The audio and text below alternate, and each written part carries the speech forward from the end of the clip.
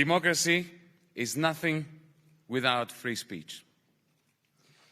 And the right to free speech counts for little without the right to know what our governments are doing on our behalf.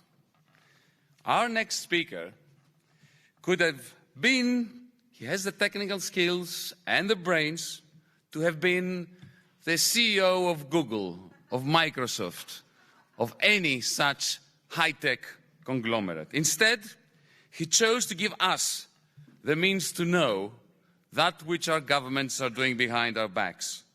For his pains, he is now, today, in the 4th year of what the United Nations only last week described as arbitrary detention, and facing extradition into America's Guantanamo Bay-like labyrinths, into which anyone accused of crossing the security establishment can disappear without a trace. Friends, comrades, ladies and gentlemen, Julian Assange is tonight with us from the Ecuadorian Embassy. Good evening, mate.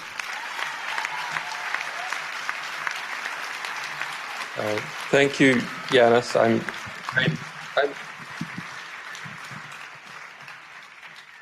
The floor is yours. Thank you, Yanis. I'm very pleased to be here and to see this event. I've been hearing about the construction of the manifesto and the construction of this group DiEM25 for a long time, and have in fact taken part in some elements of it. But I want to just very quickly give a slightly different perspective to which I think other speakers have given.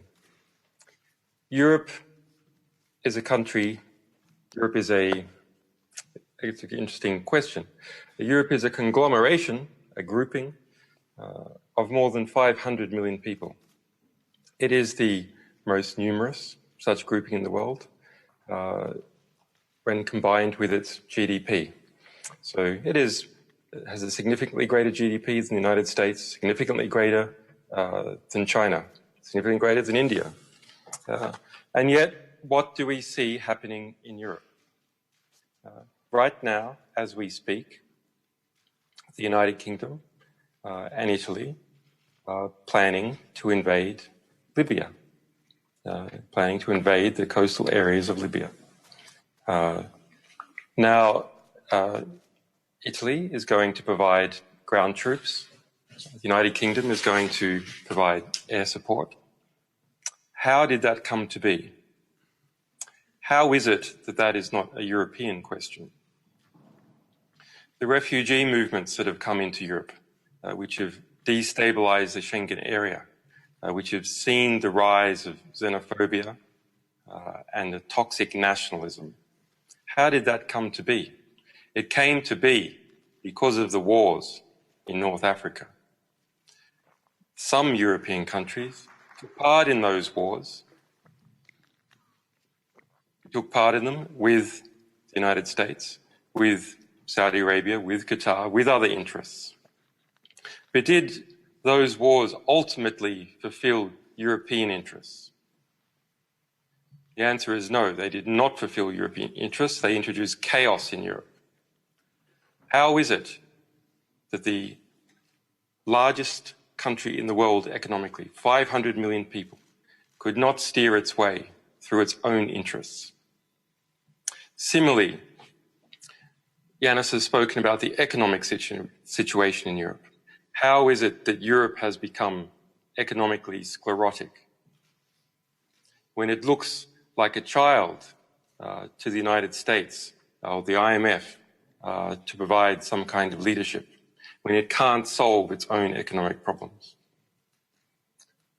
The problem for Europe is its lack of integration, its lack of unity, its lack of coherence. The small amount of unity and coherence that Europe has now evolved out of the situation of the Second World War. It came about because of strategic and economic factors, but there was something else. There was a dream. There was a dream for what Europe could be, more than the strategic realities, more than the economic realities. And that is a dream that Europe has lost. And that is the lack of that dream is producing the fragmentation and the inability for Europe to govern itself that we see. It is permitting rogue states in Europe, states that compromise the genuine interests of European people in a severe way, getting involved in misadventures in Northern Africa with the United States, spying on European institutions such as Sweden and the United Kingdom with the United States, subverting the rule of law within Europe, something that I have experienced personally, and of course people that I need to care about, potential sources, have experienced personally. That collapse in the dream of Europe is something that cannot be permitted. We must fight against it because otherwise winter is coming, war is coming to Europe. The end of Europe is coming to Europe, and either we must seize the day, and divert Europe from the course that it is on, or else we will have to suffer through a very harsh night. If that night comes, if we are not able to govern ourselves according to the reality that we face, then we must be prepared. We must be prepared to rebuild, to reconstruct a new Europe after that period. But there will be no chance of rebuilding unless they're ready. So either direction, either we get our act together and prepare to prevent the disintegration of Europe, we create a dream of a new Europe so that it does not disintegrate, so that the concerns and fears of Europeans can be satisfied by Europe in a political manner, so that they do not have to revert to nationalism, so they do not have to revert to alliances with the United States, so they do not drift off from the center of the European project. Or we manage to prepare for what is going to be a very long night. I would just like to add one more thing.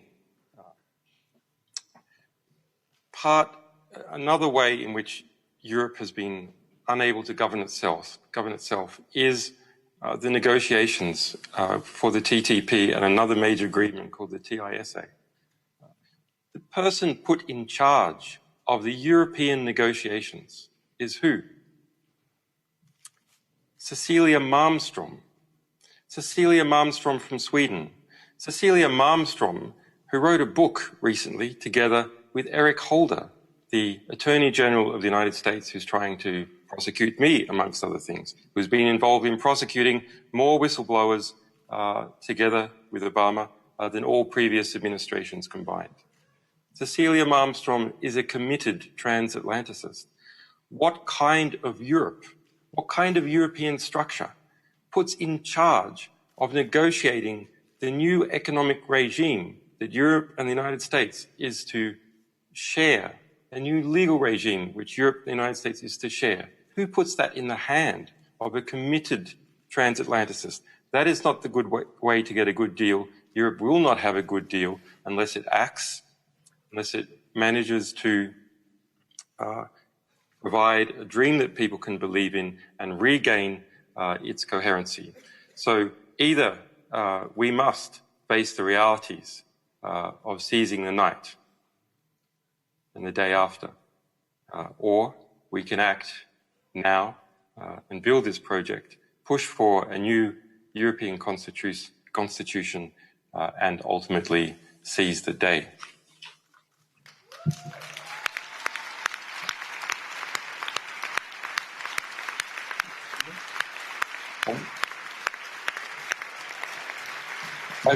I've just been handed a note with some breaking news. This is entirely on my own personal circumstance. I hope you don't mind me taking a moment for it.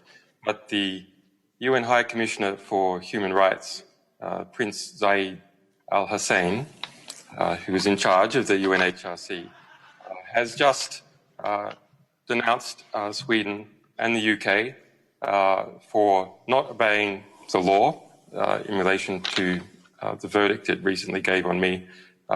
Human rights law, which has been most significantly propagated by Europe. Treaty law is binding law. It is not some passing fancy that a state can apply sometimes and not in others.